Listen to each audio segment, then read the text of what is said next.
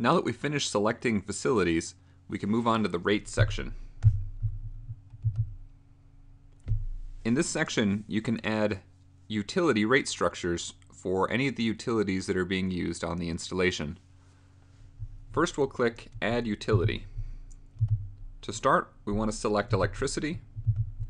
We're going to select uniform. This is currently the only rate schedule type that we're allowing for input.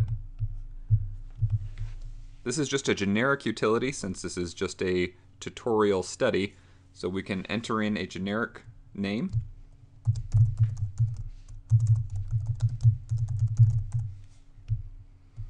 And we have a couple of fields that we need to fill out. First, the site to source conversion factor. This has to do with the difference between the site energy and the source energy, where source is taking into account the energy that was used to produce the energy that is being used on the installation. So for example, a large portion of our electricity is produced from fossil fuels, and when converting those fossil fuels to electricity, you'll require much more of the fossil fuel than the electricity you get out. Usually that process is about 1/3 efficient, so you'll use about 3 times as much fossil fuel as the electricity you'll produce. This number represents that loss in energy. So the national average is approximately 3.34 units of fossil fuel that are needed to make 1 unit of electricity. That's captured here. That is the national average, but it could be different from place to place. If you have information on the site to source conversion factor for that location, you can change this value here. Next, we'd enter in a fee. This is a fixed fee for the installation for that utility rate structure. It may be a yearly or a monthly fee. So here we could enter something like $300 per month. That's a set fee, maybe just for meters, or some other fixed fee that they're going to incur regardless of usage. You can enter in an escalation rate and a demand rate. So here, the demand and cost, these two fields, the demand for electricity, this is a very common portion of the electric rate structure.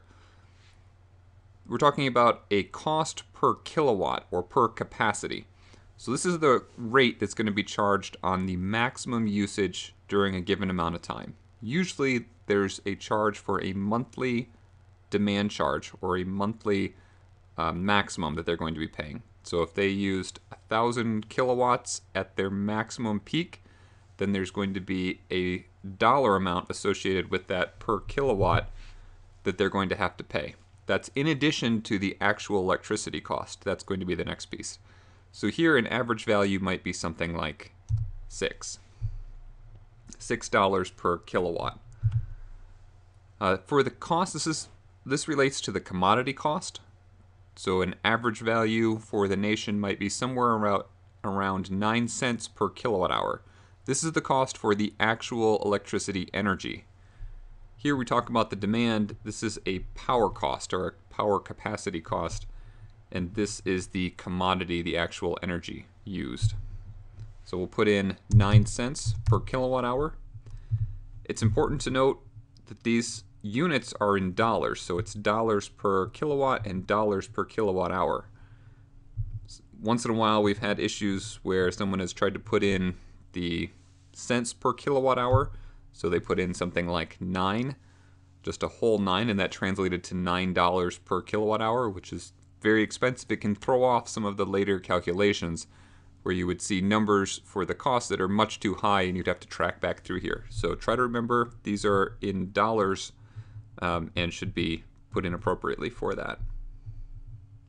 We're going to click continue to save this information and move on to the next utility. We'll add natural gas as well, and again select uniform.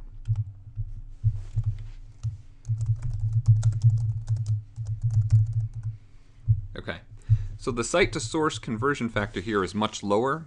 This number represents the amount of natural gas that's lost, for example, in the pipeline, in leaks in the pipeline, or in the pumping energy that is needed to pressurize the line. but it's much smaller than that 3.3 number associated with the electricity generation. Here again, we can have a monthly or yearly fee, a demand cost, which does happen for some natural gas providers. For here, we're going to leave it off, and we're going to go down to the cost. Again, that's for the maximum usage, would be associated with the demand. The cost is more related to the commodity or the fixed amount of energy that was used. Here, let's put in something around 90 cents per therm. That's very nearly the national average as well. Now, these are the most common two utilities that we work with. You could add additional utilities. Some locations have propane, diesel, fuel oil. There are many utilities that you can put in here. You can also add renewables such as biomass and add rate structures for each one of them. So we can capture that information here and then continue on to the consumption tab, which is going to house the actual utility bills. So not the rate structure associated with how they're going to be billed, but their actual bills showing the consumption for a given area.